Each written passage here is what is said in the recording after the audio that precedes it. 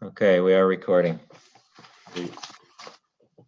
We already did the combined audit finance committee meeting for both the CRC and IDA, so we're going to jump straight into the CRC meeting. First item on the agenda is the approval of the minutes from November 20th, 2020. Do I have a motion to approve those minutes? I'll make the motion. Great, thanks, Stephanie. Do we have a second? Second. Thanks, Jim. All in favor? Aye. Any opposed? Great, minutes are approved. Steve, you want to talk about the next item, which is the Riverwalk project update? Yes, so I'm sorry, I've got too many papers here, so I'm not looking at my agenda. We previously approved a Riverwalk project funding in the amount of $50,000 to include the expansion of the Riverwalk. Well, to include, looking at parts of the project, including Congress Street Bridge and looking at behind the hotel as well. And we mentioned in the authorizing resolution the potential of spending funds up in Lansingburg as well, up to 123rd Street. I've included in your package a proposal from Alta Planning, who is really a great pedestrian bicycle-oriented engineering firm. And I asked them for, that we like working with, and I asked them for a quote to do design on the section of First Avenue between 111th Street all the way to 123rd Street. So previously there was a Lansingburg Village plan done that recommended making this into a bike ped trail that would be part of our entire city north to south riverfront trail. And this is, I think, a really good opportunity here to look at First Avenue and figure out how to design that into a way that it is a bike ped trail, slows traffic, and also incorporates all of the parks that we have at what we call the water lobbies or the foot-ofs, where every east-west road that runs into the river, we own that piece of land on the river, so we can make each one of those into a park at 113th Street, 112th Street, 118th Street, et cetera, up to 123rd Street. So because I think this is a very affordable project to do that, we could add a mile of riverfront trail within the next year to year and a half. I'd like to move forward with allocating, and I'm not looking at the amount, unfortunately, I think it's $11,000 or $12,000 for Alta Planning to do the preliminary work here of existing conditions and come up with 3 concepts. And then there's additional funding there that I will probably actually go to the IDA, since the IDA has 2 projects in the area now, the St. Augustine School and the 2 at Standard Manufacturing as well, and ask them to come up with the additional funding to actually do the construction designs so that we could do this either later this year or next year. And the reason this is so important to get going right now is the city needs to pave a significant section of First Avenue from 116th to 123rd. So I'd like to make sure that whatever we do, we do it right in a long-term, that's long-term advantageous for the city of Troy and for Lansingburg. And I do already have 5 residents of First Avenue that are really excited about this and ready to act on a steering committee with this. So I would like to just authorize the expenditure for Alta Planning so that we can get this underway. It's a professional services agreement, and I believe the hours are it's not an unrealistic expenditure. And so I would just say that this was not in the $50,000. This was not anticipated in the $50,000 approved. So at some point in the future, we'll probably up the reserve to pay for the additional expenses for the other components of this. Any questions for me? I have questions. Yeah, sure. I'm not really familiar with that section and didn't have a chance to get up there to see. What's the traffic light on First? Well, it used to be a major cut through for people trying to get off Second. So it's interesting because it's a narrow road. It's northbound from 112th to 114th, I believe, and it's southbound from 116th or 17th, and then it's northbound again north of there. So the city's gone to great lengths to try and keep the traffic slow. I've walked it end to end so many times, and you have one or two cars that come by. Again, so it's deterred people from coming there, but I think what would be great would be if we could put in design elements that further continue to slow traffic. So it's the only real obstacle up there is that everybody parks on the street. So whatever we design, whether it's widening sidewalks or whatever we do, it's going to really have to try and make sure we're not abandoning any parking that's already on this, or removing parking that's on the street. But the traffic is not that high, but yet people fly down it sometimes just to avoid traffic. And is this one of those projects that involves the bike lanes on that road? So this will be what we're trying to come up with, is a method to put a bike ped trail on there. And that's the difficult piece about it, is usually if you're going to have a two-way bike trail, you want it separated. You can't have or you have to create what they call contra flow lanes for bikes that go against the flow of the traffic. So that's why I really thought Alta Planning, who they do trails from the Grand Canyon to other countries all over the world, and they're really good at coming up with concepts. And they're also working on our Congress Street study right now. So they will be looking at how to be able to do this in such a way that it accommodates. Well, I think the first accommodation is for bicycles and pedestrians, but that cars are able to use it as well. I got to tell you, I live on Burdette, and the bike lanes were painted on. When I come to work in the morning and I'm at my light to make a turn left, I am directly facing someone who's coming straight because of the bike lane. If it's a stop, I'm safe. I've seen people coming at me while they're on their phones, but I'm in my lane. Mm-hmm. I'm not a fan of those lanes. I don't think they slow traffic one iota, and I think they're a safety concern. So I agree with you on Burdette, which is a very wide. I mean, Burdette should really, if anything, be narrowed down to slow traffic, and the bike lane was an attempt to do this. On First Avenue, it is never that wide in the first place. It's got high speeds there, and usually when you either do, some of the bike lanes could be buffered by parking, so they're basically between the parking and the houses. That's really the preferred way to do it, but we're a little late to adopt that in Troy. We haven't done it very often, usually because of the limited space that we have. But again, usually, there would be possibly tabled crosswalks. Again, that's why I would have an engineering firm look at this and try and come up with the best proposal for it. But I think First Avenue is totally a different animal than Burdette. I know it is. So what's the point of it for First Avenue? Just to make it so I'm not sure what the benefit is. The benefit is to eventually have a Menands Bridge to 126th Street Bridge riverfront or river proximate trail. So we want to continue the Riverwalk to make it end to end throughout the city. And in this area, there is no way to get it on the river because there's so much private ownership up there. It's not like we're going to be able to get land behind people's houses, and we're certainly not proposing that we do that. So, but the benefit of it is that you have all these different water lobbies or parks every block. So it creates access to the riverfront.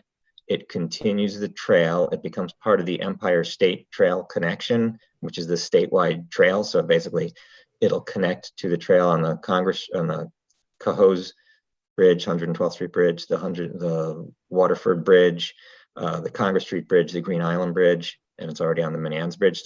So making all these connections across to the Empire State Trail, but more importantly, creating the bike ped network within the city of Troy, making it safe to walk on that road. And again, right now, it's not like it's unsafe.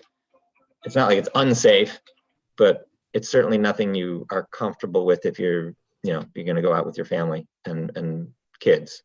But this brings access to the parks and makes this connection. So is So it it's- similar to the way where, like, I think it's on First in South Troy? Where that, Well, is that part yeah, of the we have- connection where, when you're talking about the bike path, is that a well, piece of there's it? parts, South Troy, there's different pieces. There are separated cycle tracks, which are two-way bicycle lanes on the east side, on the, I'm sorry, on the west side of River Street. And then there are integrated trails where like sharrows, and in certain places, you know, we did what we could do depending on the width of the road. So sometimes we have separated, delineated, and sometimes we have the sharrows. So it would be some type of that, but I think the focus would be more on slowing the traffic, creating things that slow the traffic, and then being able to accommodate the trail on First Avenue. Because right now we don't have the only trail network we have there is the rail trail, and that is a great amenity, but it's not something, you know, you got to go up a hill to get to it and then come down a hill to get back. So it's a really nice off-road trail, but it's not something that, it doesn't create a safe environment for people that are trying to get from point A to point B. No, it doesn't at all. It ends at 114th. And so again, the Vale, not the Vale, give me a minute. The Lansingburg Village Plan, the neighbors in Lansingburg did the study, a CDTC funded study where they looked at how to make all these improvements in Lansingburg. And this was one of the recommendations that the residents of Lansingburg requested. And it was quite a few years ago. So we're just trying to implement that as we start doing some projects in Lansingburg to start providing some amenities as well. I'm all for doing some good things for Lansingburg. My heart tells me this sounds like I'm trying to see how, you know, what's the benefit? Is it for a nice thing for the residents? But I just don't see this fitting the bill for that. But that's just my view. And again, part of this is also reclaiming those parks that right now are overgrown and creating access to the river again. And my discussions with people on First Avenue that I've spoken to really are in support of this. And I know I've spoken with Jim Gully as well about it. So I think this really does provide, and it creates this linkage. You know, we still got to get to Ingalls Avenue. We still got to get from Ingalls Avenue north, but you keep picking away at these things until you have this bike trail. And I think it does provide, it provides access to the river as well as this part of this trail network.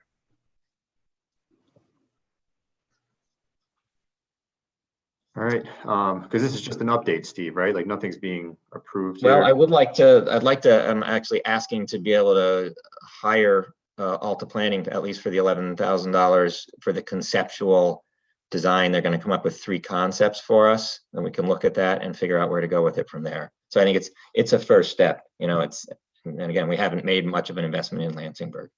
What's the name of the company?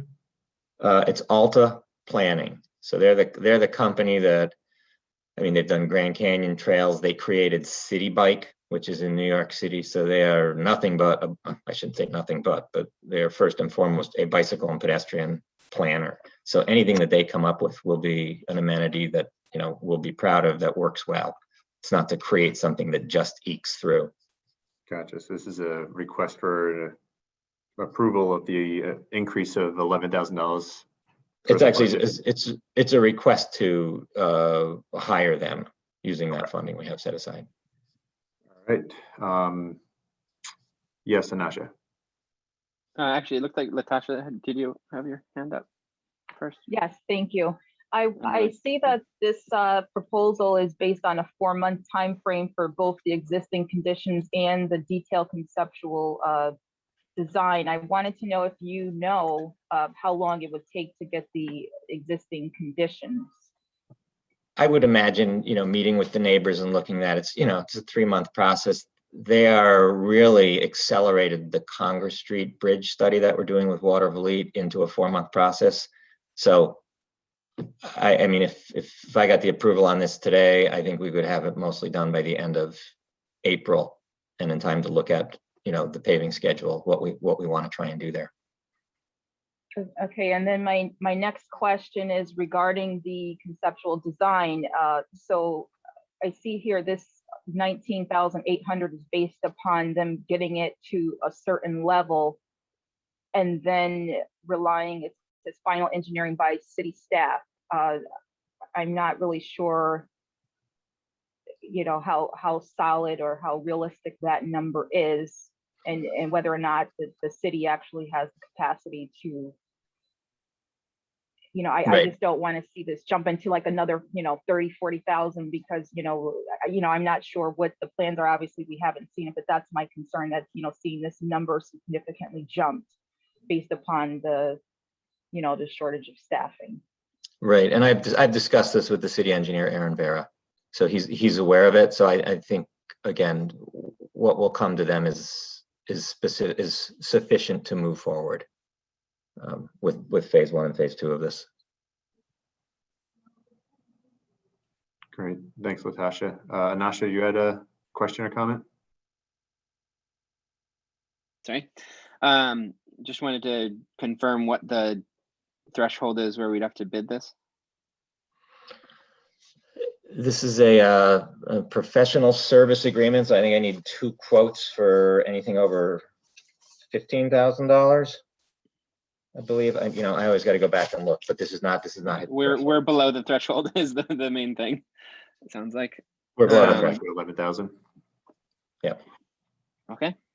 Yeah, certainly Alta's done a lot of good work around the city, so I think it makes sense to continue working with them, at least at this stage. And I also think now is a good time to continue to flesh out our development of shovel-ready projects, things that we could be investing infrastructure funds into in the future. The other thing I'll just mention, something I've been thinking a lot about is, you know, it seems like there's a sudden big blossoming of small personal electric vehicles, whether it's you know, from the scooters that I know CDTA is looking at, all the way up to, you know, personal, you know, enclosed electric vehicles that I think will play a big role in urban transportation in the future.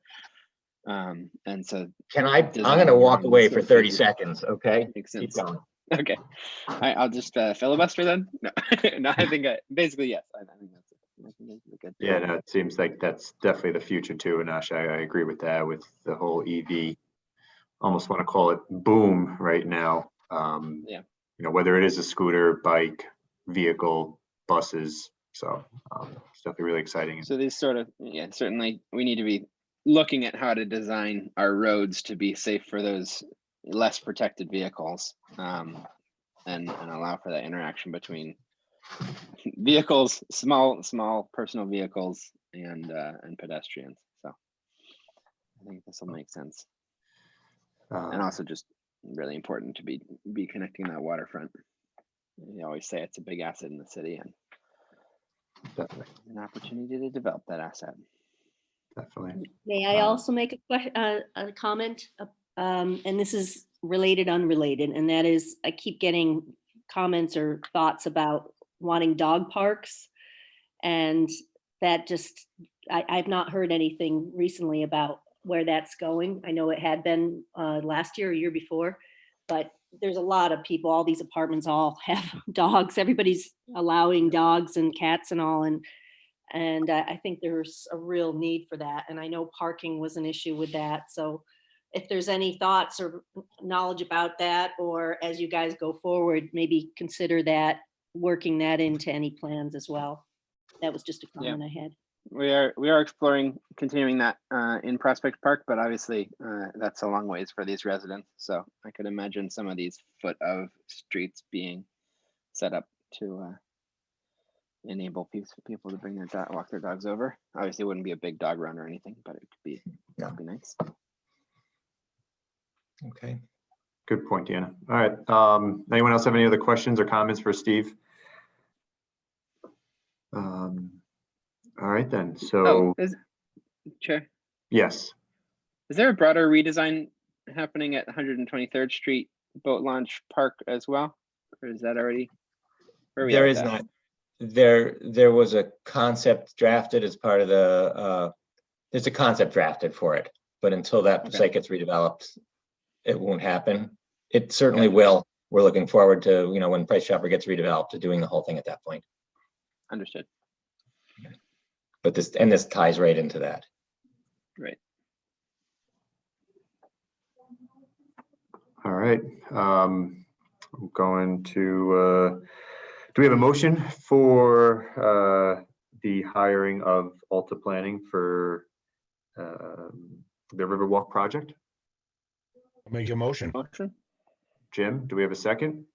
Second. Second. Any further discussion or questions for Steve?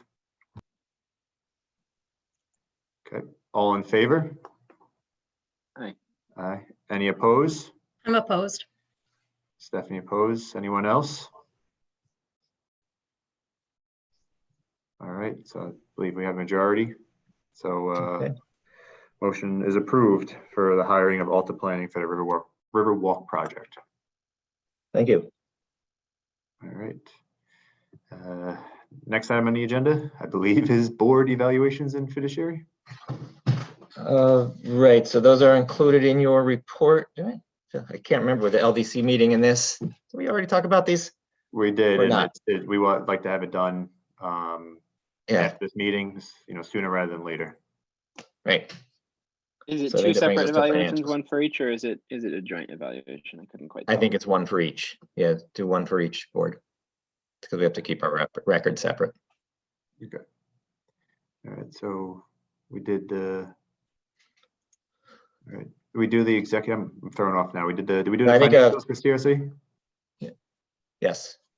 We did. So No, we didn't. I'm sorry. No, we need to do them. Mary Ellen? okay, yeah, I got all thrown off now. All right, Me so too. well, first we just talked about the board evaluations. Before we move on to financials, Steve, is there anything for executive director's report? Actually, I'm sorry. Give me 1 minute. Let me see what I got here. Let's see if I already talked about it or not. No, just that we did spend that money to do the geotechnical behind the hotel to further design that piece of the bike trail down there. And that I believe the city council is preparing another application for us for another round of NIP grant for next month. So that's it for executive director's report. Great. All right, Mary Ellen, financials, please. Okay, so we'll start with the statement of financial position. We have $570,295 in, 95 in assets, all of which is in cash.